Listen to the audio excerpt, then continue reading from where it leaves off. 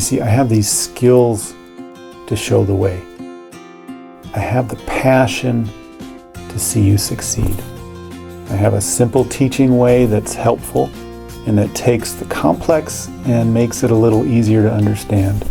You know, some of these concepts at once seem overwhelming, but after I show you a simpler way of looking at them, they're not so much of a hurdle, and you can see how they can be accomplished with confidence and trust.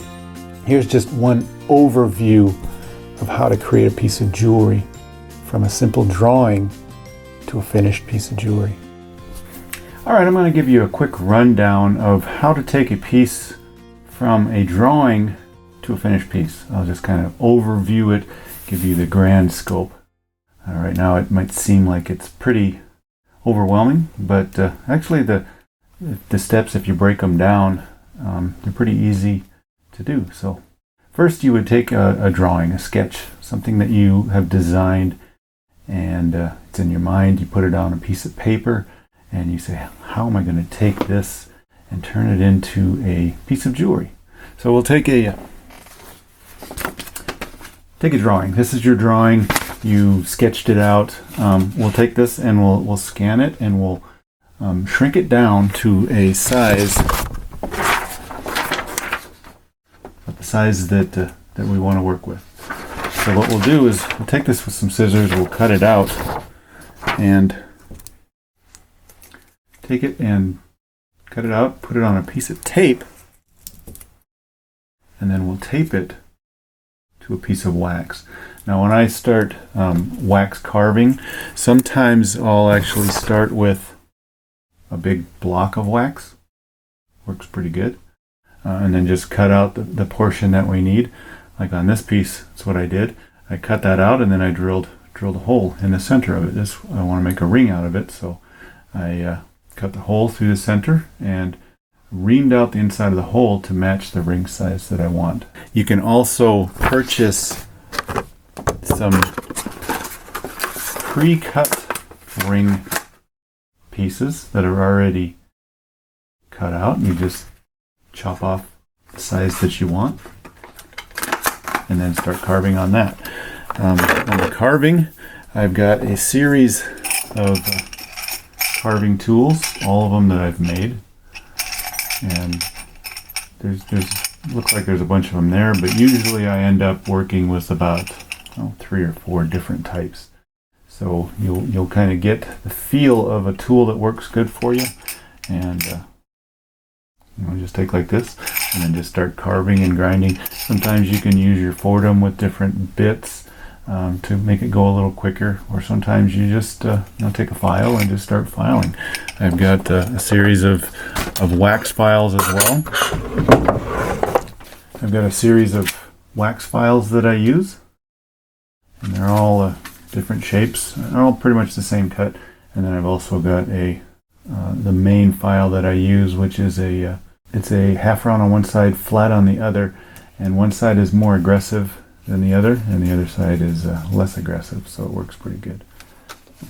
So those are my files that I use. So what I'll do is I'll take the wax.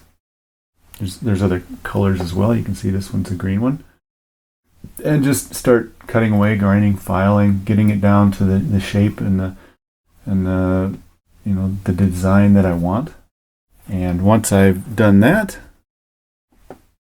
say here's my design.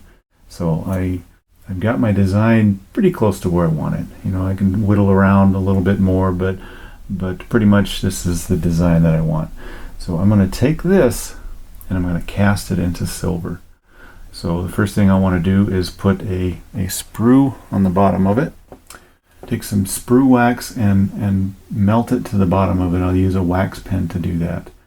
And then I'll take this design and I'll mount it to this. This is a rubber sprue base. Looks pretty cool. So I'll take my ring and I'll actually melt it. You can see a little bit of wax right there as well. So I'll take my ring and melt it to that using my wax pen. Voila, there we go. So there's my ring that's mounted to the sprue base.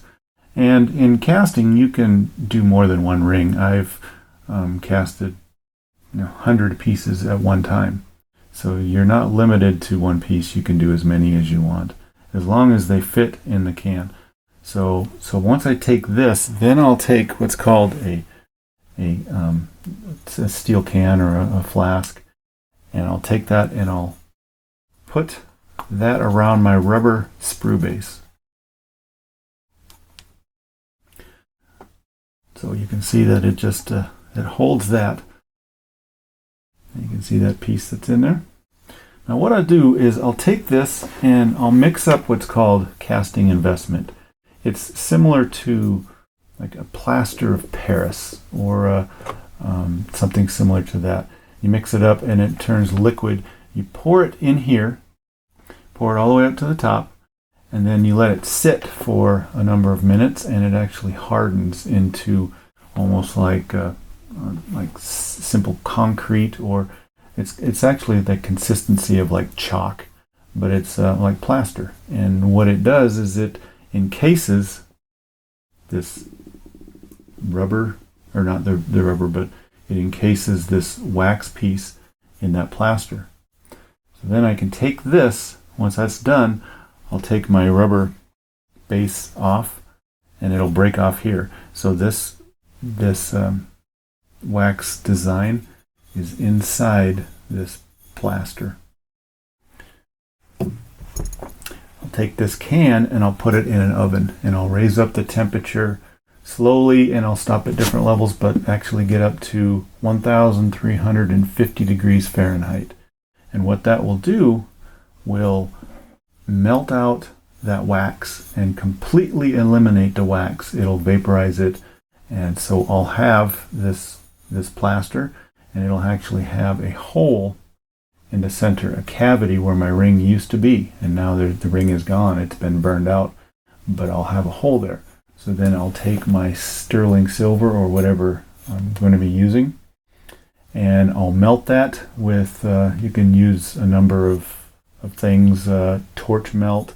I like to use an electric melter, and I'll put it in a crucible, heat it up until that metal is liquid, and then I'll take this, put it on a vacuum assist machine, and what that does is you put it on the machine and it sucks, creates a vacuum, and it sucks through this plaster because the plaster is kind of porous.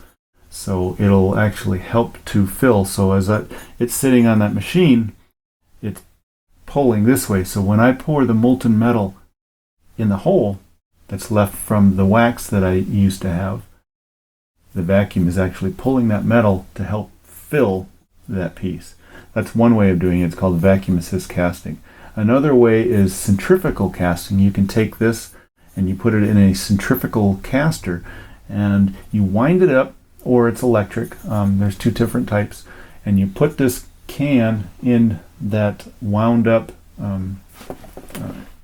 casting machine, and then you take and you heat the metal up in a crucible inside the casting machine, and when it gets molten, you push a button and this thing will spin around very fast, and the centrifugal force will force the metal that's molten into the flask as it's turning around, and it goes around pretty quick. So it fills up the molten silver or whatever metal you're using, and it shoots it into the piece. Once that piece has been cast, while the flask is still very hot, but you want to look to make sure that the metal is not glowing red anymore, you would take your can and you dip it in water. And what that does is the reaction is called a thermal shock. And that will break all of that investment out, and then once it's cooled down, you can actually reach down in there and you pull out your silver piece. And it's in one piece, it's turned into silver. That silver has filled that cavity, and you've got a piece of jewelry. What you'll do is you'll take your flush cutters and just go in and you'll cut the piece off. What it'll do is it'll leave you a little bit of a a button with the sprue cut off. And these things you keep because they're sterling silver. You can remelt them and turn them back into metal. It's called recycling your metal.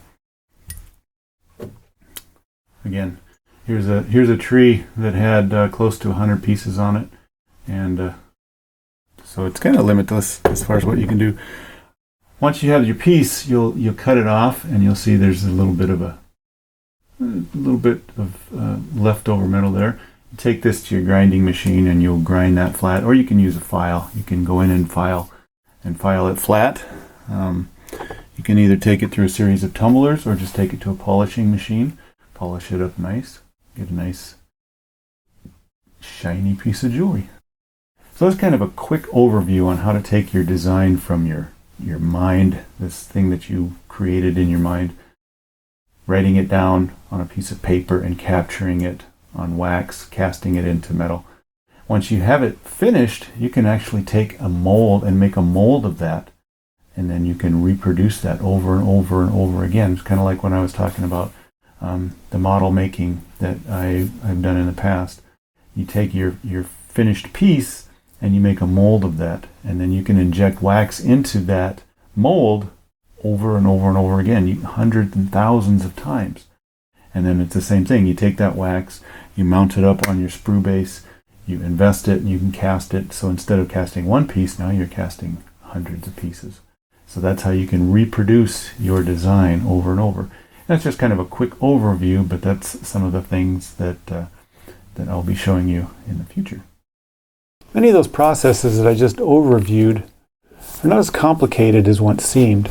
Although many of the tools are specialized, some can be made or tailored with tools that you currently have. You know, some of you are thinking, well, those tools are expensive, the skills are way beyond my ability, or maybe I'm afraid of fire, you know. Well, in the next video coming up, I'm going to show some of those tools I use and some of the tools that you can modify to create some of the jewelry projects that you want to do for yourself. I'll ease some of your objections and show you a new skill, or possibly show you a new way of life, a new passion, the life of a jewelry maker. Have you ever wanted to take your jewelry skill to that next level? You know, have you ever wanted to make jewelry but thought it was just too complicated? Do me a favor. Right after this video, scroll down and leave me a comment. Tell me about a jewelry experience you've had or a jewelry dream that you've had. Maybe you did some projects in high school that you still think about today. Or just check in and say hi. You know, I always read the comments. Like I said earlier, that's one of my passions, to see other people that are encouraged from anything that I do. I promise, it's not always easy to change, to learn something new. But I also promise the opportunity to change is worth the effort. Scroll down, leave a comment. I'll pop in and say hi.